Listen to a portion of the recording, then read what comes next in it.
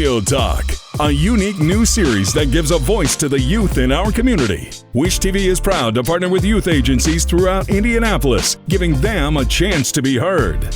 Youth leaders were selected to highlight a series of topics that they feel are most important to them and to their peers. They gather feedback from local stakeholders, decision makers, parents, and other youth agencies. They get training in television and podcast production, project management, and community engagement. Real Talk starts now. Welcome back to this installment of Real Talk, a youth media initiative. I'm your host, Britt Noble. Last episode, our youth leaders, alongside several experts, tackled the subject of mental health. It was a great conversation as the youth were able to voice their concerns and earn feedback from key figures in the community. But now, our team takes on the subject of gun violence, a prevalent issue in the United States, but also one that continuously impacts the Indy youth. Today, we're joined by Real Talk members London and Trey, who will be leading the discussion on gun violence.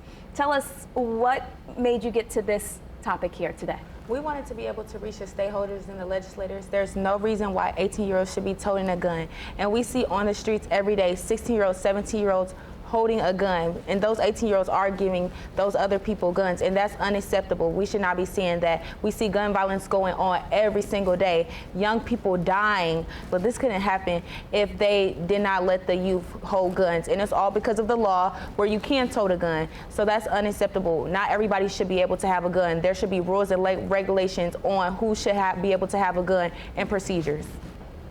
To help guide the conversation, we've invited 3 individuals to lead their expertise, each one having experiences with gun violence, either directly or through activism. We have Antonia Bailey, who after losing her 2 children in 2019 to gun violence, currently works to support gun violence victims. We also have David Lee III and Dominic Nicholson with the Indy Peace Fellowship.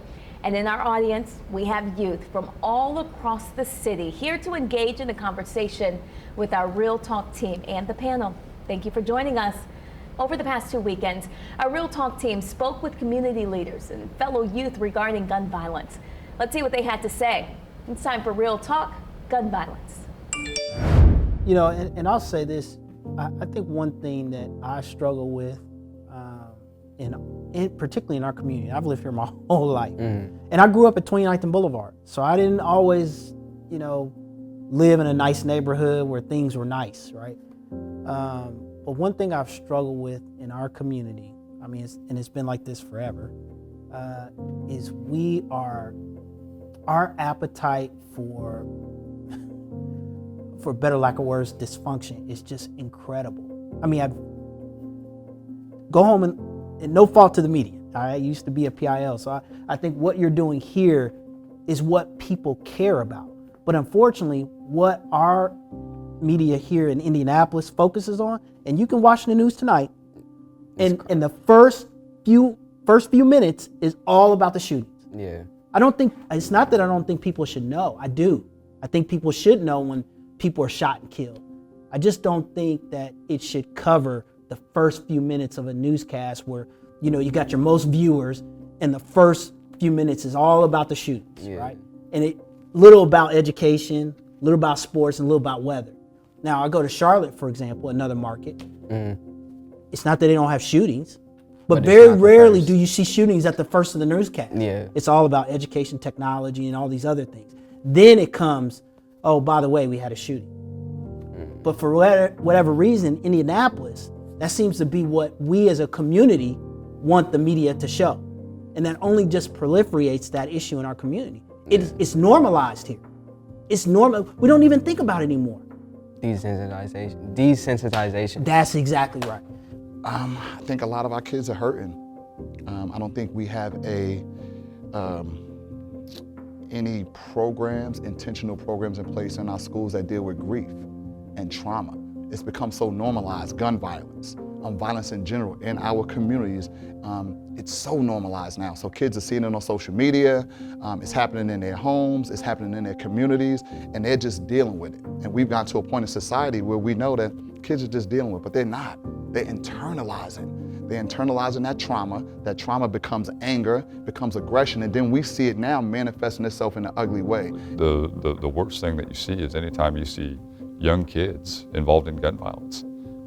because you see all that potential that is being lost with the person who's accused of a crime and the person who's a victim of a crime.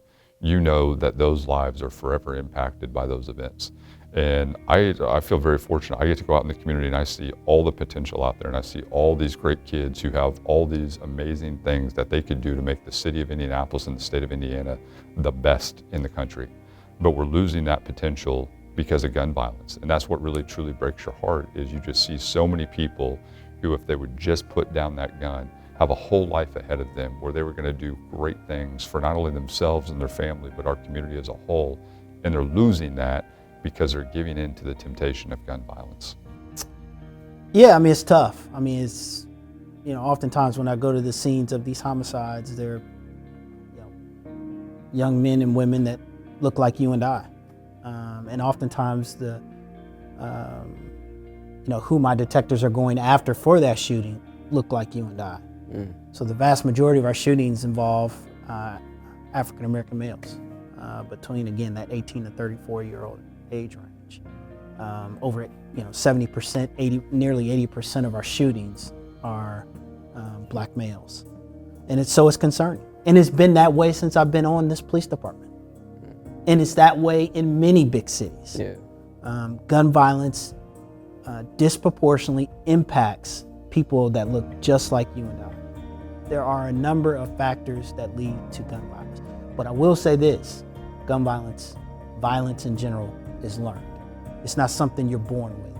You must learn the traits of gun violence. And that's why we're trying to approach gun violence as a public health perspective, not just can we lock you up, but what is it that's leading you to gun violence? What is it that's leading you to carrying a gun, right? There's systemic problems and systemic issues that are driving gun violence, and I think we all have to acknowledge that.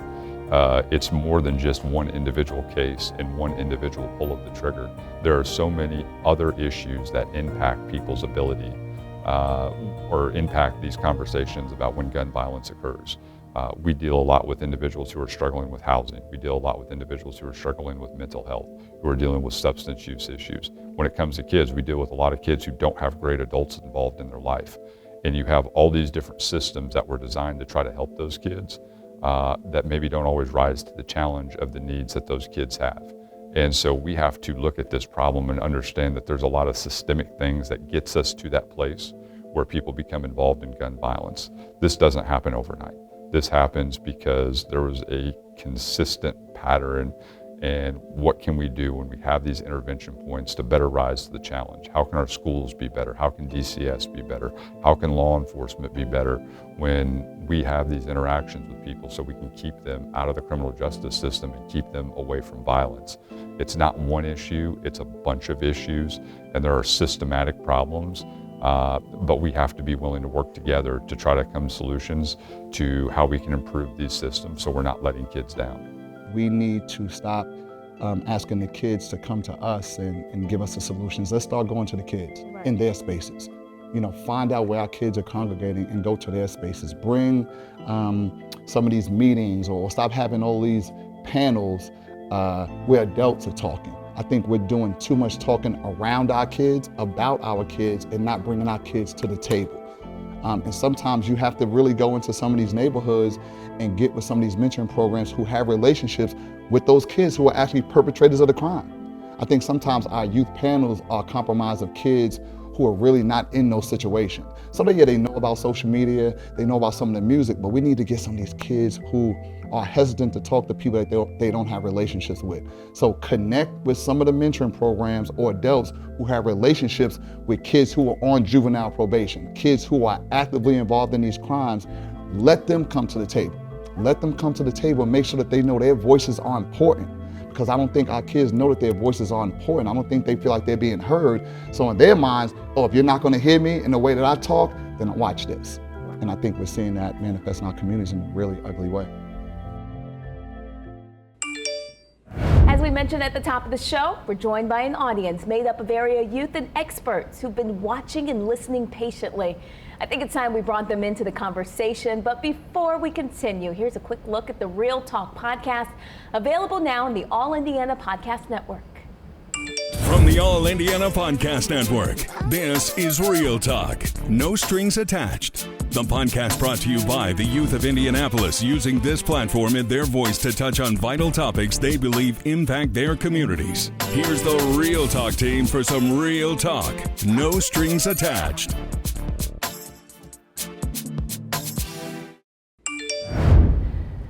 All right, show of hands. How many of you guys have been impacted by gun violence?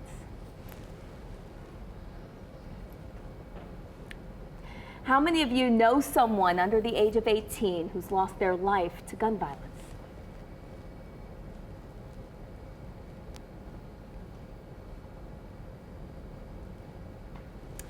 The first voice we'd like to hear from before we open up the conversation is Miss Antonia Bailey.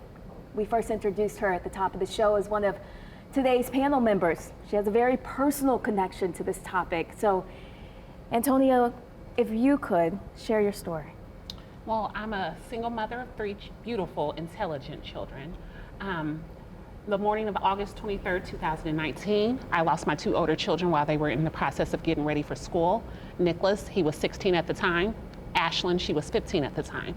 Not knowing what happened, a young man came in and killed both of them while they were in the process of getting ready for school. I'm a firm believer that we didn't lose 2 children that day, we lost 3. A young man was only 15 at the time that he killed my 2 children. I have then since, even before knowing his age or who he was, I forgave. I haven't wavered. That doesn't mean that anger doesn't set in every now and then. And just this last year, I've sent him encouraging books to help just speak life into him, as well as wrote him a letter, and he returned a letter to me as well. And I just need you guys to know how important and how valuable every single last one of you are. I'm in heaven just being able to spend time with you guys right now. Antonia, thank you for sharing your story with us. Thank you. This is an opportunity for everyone to use your voice and ask questions. So I'm going to open up the floor to you now. What do you have to say? What questions do you have? I feel like, honestly, with the law, the state, basically, like, I feel like they kind of encourage the violence a little bit with, like, the new laws, basically, like that 18, the 18 you could carry if you're 18, seeing what's going on in the community for real, like, knowing y'all see it's getting so bad. Then after that, y'all see it got even worse. Why not just shut it down immediately instead of still letting it build up, keep on building up and letting it get worse? Yeah, based on what you said, I also said that, like, young violence can be affected by a lot of things, a lot of factors. And thanks to the guns that we have in the United States, along with, like, peer pressure and social influence, I feel like teenagers nowadays need to feel the need to fit in with their group friends, you know? And therefore, they, like, always try to, like, do things like follow the leader, as you say, commonly say. And, like, that's why most of the time they carry, like, dangerous stuff. They can, like, hurt other people if they, like, use it responsibly or just don't do it. I feel like one of the biggest factors of gun violence is just all that built up anger, and people have no way to let it out, no healthy ways to let it out, so they just resort to acting out and shooting people or fighting people or anything like that. And the biggest reason that they don't have a space to let it out is because youth are not listened to at all. Like, the older generations do not want to listen to us most of the time, and then when they do want to listen to us, they kind of tell us how we're supposed to feel. With the different, like, organizations you guys are a part of, what are ways that you've, like, helped or seen youth, like, be diplomatic in the way of, like, resolving conflicts? So with us, we work with a lot of the high risk that you would say. So we teach conflict resolution. We teach how to identify your traumas and work through them. We teach the value of life, and your life is important. Your voice is important. And we teach the value of what family is. A lot of us are, I would say, a product of that. We grew up here, we lived in this city, we grew up in these communities, so we was a part of the problem, but we also wanted to be a part of the change. at my age, I sit at a different step than most people that I work with, because I'm almost 40, and I deal and work with people who are in their 30s, but I also help individuals who are in that they're not even 20 years old, they're 18. So how do we focus on all those realms? Yeah, I may have 20 years of age on you, but I have also 20 years of experience in everything around that you're currently dealing with also.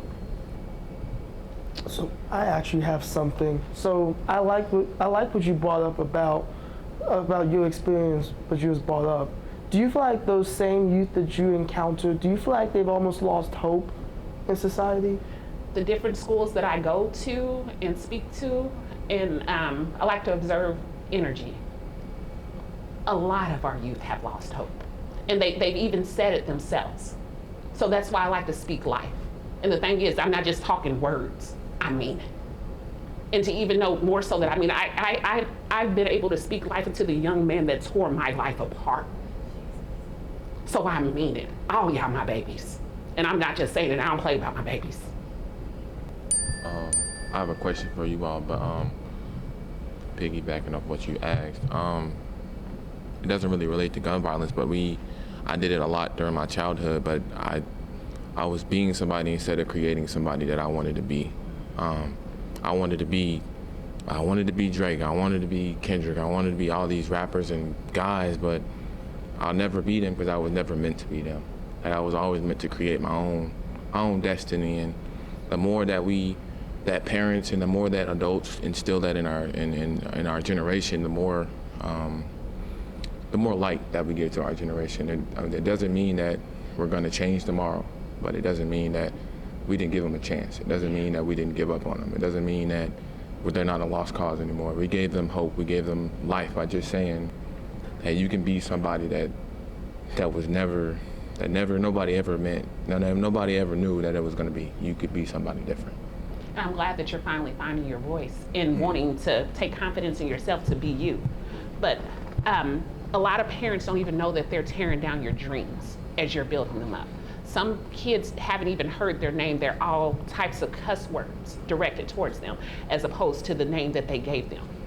So I know for me, when it came to my children, I wasn't hugged as a child. So I didn't know how it affected my children. Ashlyn, she had, in June, she had came to me and she went to hug me at a graduation. I always did, you all right? Not even knowing, it was just already in my head. She said, how come you do that when we hug you? I was like, I do, I'm so sorry, and explained to her that I hadn't been hugged as a child. So I let her know from this point on, I'm going to hug you as much as I can. I hate that it was cut short, because from July to August, that wasn't a lot of hugs. But I made sure, but it wasn't until she brought it to my forefront that that's what I was lacking as a child. No shade to my parents, but they can't give what they don't have. I know one of the things that came up over here is role models. Who can they look up to? I would say that when you are a person that can look like them, sound like them, dress like them, you have a different perspective. But you also have to be able to learn from them people. And the issue is that our young people are not learning, the good or bad. If you see a person going and selling drugs every day, but every 2 months they're getting pulled over and they're getting arrested, that's a bad example to follow. But you think that that's cool. That he's showing you down this road, this is the consequences from it. But then you're not thinking about, oh, well, maybe if I do this way, let me do this opposite of what I'm seeing. Because if I do the opposite of what I'm seeing, then I will have a different outcome. We always tend to say, oh, well, nobody told us. Understanding, I understand that. If you're not told, you can't learn. But if it's something visibly in your face that you can see, let's learn from that. Let's not say, oh, I need to make the same mistake to learn the consequences of it. No, I've seen the consequences of it. So let me learn from what I saw. And piggybacking off David, I try to take all the young men and I try to show them the positive experience and try to show them That the same way ones is out here dealing drugs and they're making money off of it, but they're also looking over their shoulders all the time. So I try to teach them like trade and specifically the electrical trade and just let them know that you can make the exact same money legally and you don't have to look over your shoulder because people ain't even looking at you because you're working, you know, so that's what I try to do to be positive. And I think a lot of you guys already have a positive role model within your life, meaning the teacher or a certain neighbor that carries themselves different, or for the ones that go to Voices, there's different teachers within there that's feeding you life. I understand that you're only with them for a certain amount of day and those other influences have even more power, but take those seeds in that's being planted for you. Find what you enjoy that you like about that person that you are looking up to. Those rappers that you guys look up to, they are portraying an image. A lot of them are out there rapping about stuff that they ain't never did, but yet and still y'all out here doing it. And y'all life, you're losing your life and your parents are losing you, whether or not that's behind bars or in the grave. Everyone that is within this room, they're here because they care for you. Those are role models to look up to, but also pay attention to more so what they're doing as opposed to what they're saying. So we got to take accountability as adults, but we also need you guys to take accountability as well. Do you think we need a lot more of those mentors that once had the same backgrounds as some of our youth? 100%. And I feel like, and I speak this to a lot of the men that we deal with on a daily basis, the older men. You have to be at a place that you have to stop thinking that you can't talk to these youth. You have to tell them what you've been through in order to them to know what it is. A person don't know what 40 years in prison looks like until a person actually lays out what I went through for 40 years in prison. But if I start to share that with you, then you will start to be thinking like, dang, all that because of a gunshot. All that because I was in this place and I wasn't supposed to be. All this because I didn't listen to my parent at this time. All this because I just wanted to do what I wanted to do at this moment. Those are the tools that help you to be better. Because if I don't give you that small, just the small, then nothing big would ever come from it. I just need to plant a small seed. And some of y'all, it's just about you asking it. This is what I need. This is what I need. I need somebody to be an influence for me. I need somebody to be a voice. I need an accountability partner. I need somebody that's gonna check me when they know I'm wrong. And you have to be able to accept that. No, man, you ain't gonna talk to me like that. I am, because I'm your accountability partner. And if I know that you're doing something wrong and I can change your life so that you don't have to end up where some of the people that I care for is at, why am I not doing it? Go to Voices, go to New Boy, go to these mentoring opportunities that have these influences around them. But you also have to encourage that to do better. I have to encourage you to continue to go. I can't just say, oh, you going, but it's gonna be a waste of time. No, I'm gonna have to say, hey, you're going, I hope that everything goes well for you, and if there's anything I can do to make sure that you're being successful in it, then let me know. We also have parents that believe you should not speak outside of this house. You should not say what's going on in this house. And I feel like that also needs to stop, because how are kids going to feel comfortable saying what they actually feel if they can't come to you and you're telling them you not speak outside of this house? That's a generational curse that happens a lot. Even my mom was raised like that. You're not to speak outside of this house. And honestly, that hurts kids so much. So I feel like some parents actually need to change that way of thinking and know that it's not a target to parents if your kid cannot come and talk to you. It's just they need somebody else that they can relate to a little bit more to talk to. Also, another thing, I think parents start to care too late, and some of these programs are too late. This needs to be more in schools. This needs to be more taught. We learn everything but that. Parents talk about, oh yeah, but he was a good kid after he's already done something that he shouldn't have been doing. Oh, I don't know how this happened, or I don't know how, but they're not actually paying attention to their kids before anything occurs. Yeah, I don't think there's a real solution here. We cannot change to the law. I mean, we can, but it's gonna take a lot of time. So I said that, there's no really solution here. It depends on the people. It depends on the individual that's using this violence. So, I mean, we can start basically generally by the communities. We can maybe work on a sense of unity and a sense of like trust between, the local police enforcement and maybe the teens. Maybe they can engage in community activities and programs.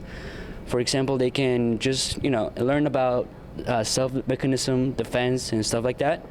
And in the academic part, we can advocate for the students to like create a program to let the students be heard, counseling and stuff like that. They can talk to them about how they feel.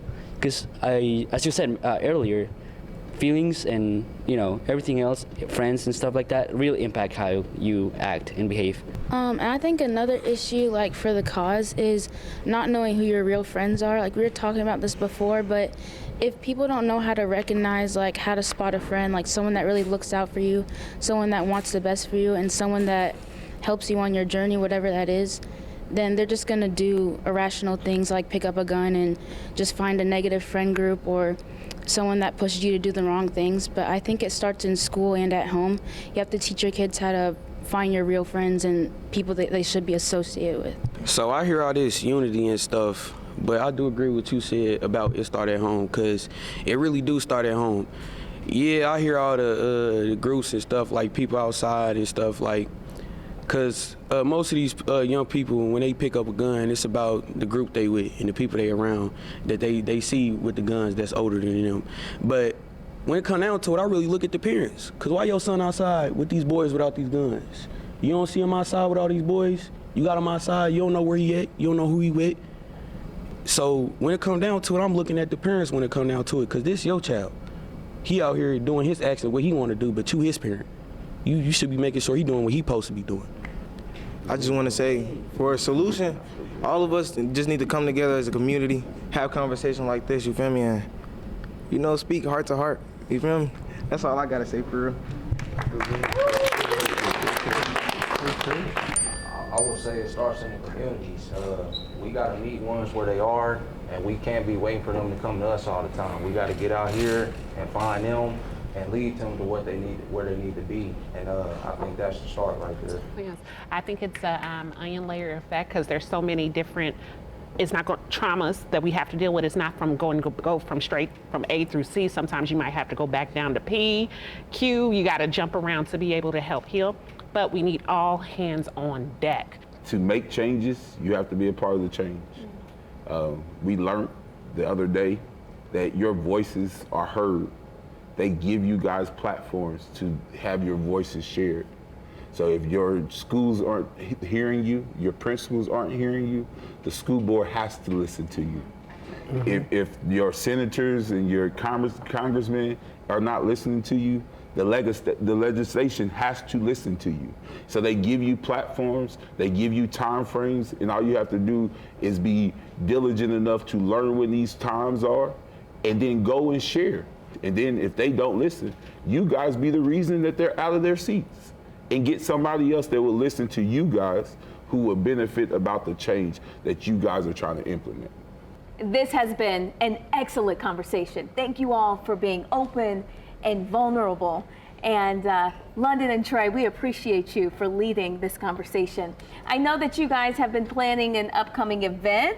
You want to tell me more about it? Yes, the event is called Good Vibes Only. It will be coming up in the month of June. It's really just an event just to get people out of the streets, get them out of violence, and just promote good vibes. We're gonna have food, events. We're gonna have a couple of pop-up stations, just good vibes. Late to the conversation? You can view past episodes and hear full interviews at wishtv.com/real-talk or scan the QR code below. We want to thank our entire cast and crew today. The audience has been absolutely fantastic. Thank you for being a part of this groundbreaking series. Wish TV is proud to offer a platform to the youth of Indianapolis, and we'll see you next time as the Real Talk team continues to pave the way and speak their truth.